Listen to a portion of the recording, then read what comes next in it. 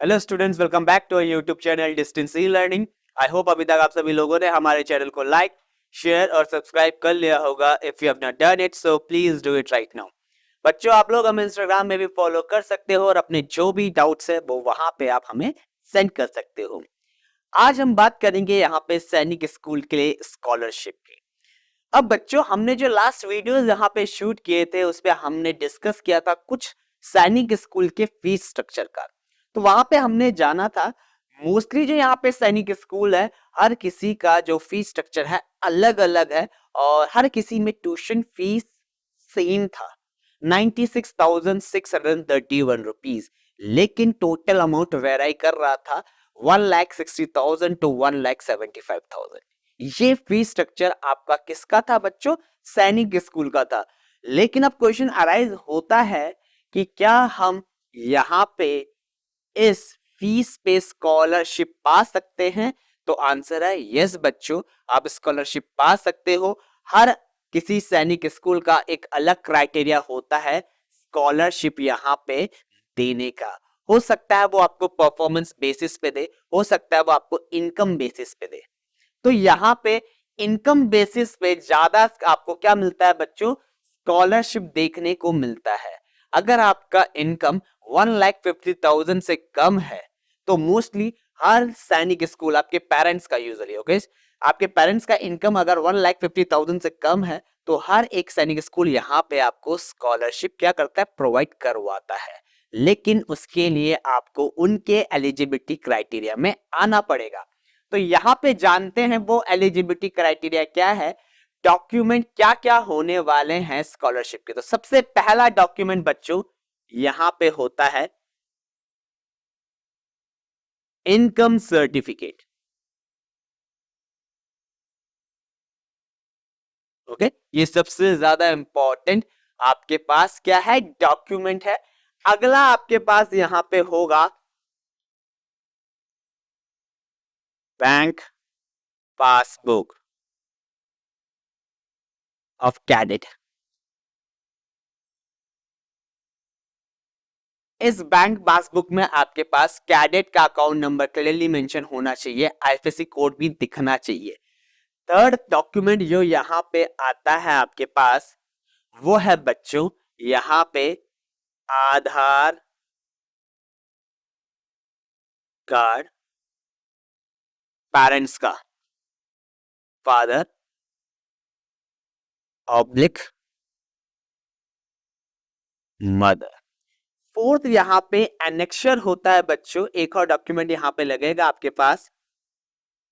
Okay, annexure होता है कि यहाँ पे आपकी जो इनकम है वो लेस देन 1,50,000 है पर ईयर। ओके, इससे कम है। अब यहाँ पे एक और चीज जान लेते हैं, अगर यहाँ पे पेरेंट्स एग्रीकल्चर एम्प्लॉयड हैं, यानी अगर वो खेती बाड़ी से पैसा कमाते हैं तो उनके पास यहाँ पे इनकम सर्टिफिकेट होना जरूरी है एग्रीकल्चर वालों के लिए। एग्रीकल्चर वालों के लिए बच्चों यहाँ पे आपके पास इनकम सर्टिफिकेट होना चाहिए, किससे? अप्रूव्ड होना चाहिए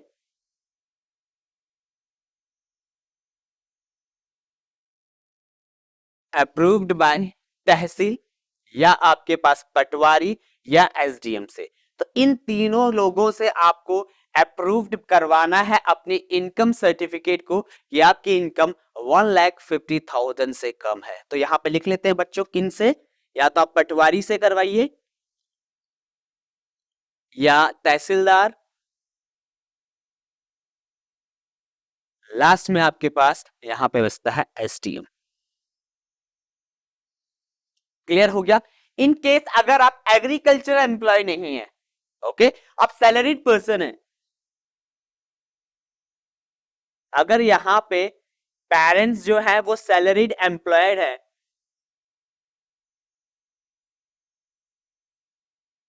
तो उनका यहां पे आईटीआर चाहिए होगा, इनकम टैक्स रिटर्न। क्लियर? तो ये सारी चीजें यहां पे रिक्वायरमेंट होंगी बच्चों अगर आपको स्कॉलरशिप पाना है। अगर आपके पास ये सारी चीजें नहीं है तो आपको स्कॉलरशिप नहीं मिलेगा, और अगर आपके पास ये चीजें हैं तो आपको स्कॉलरशिप मिल सकता है। यूजुअली अगर आप देखो 1,60,000 फीस है किसी सैनिक स्कूल का, तो यहाँ पे आपके पास अप्रोक्सीमेटली 75,000 रिटर्न हो जाता है थ्रू स्कॉलरशिप। लेकिन ये ध्यान देना बच्चों, आपको फीस सबमिट 1,60,000 ही करवानी पड़ेगी।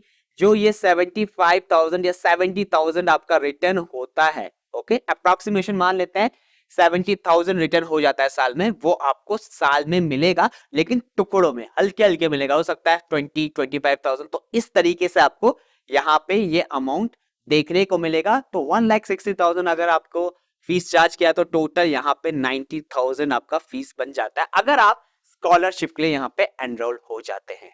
तो हर स्कूल का अलग अलग क्राइटेरिया, ये हमने एक एग्जांपल लिया है बच्चों। तो मोस्ट ऑफ द केसेस में ये अमाउंट आपको वापस मिल जाती है।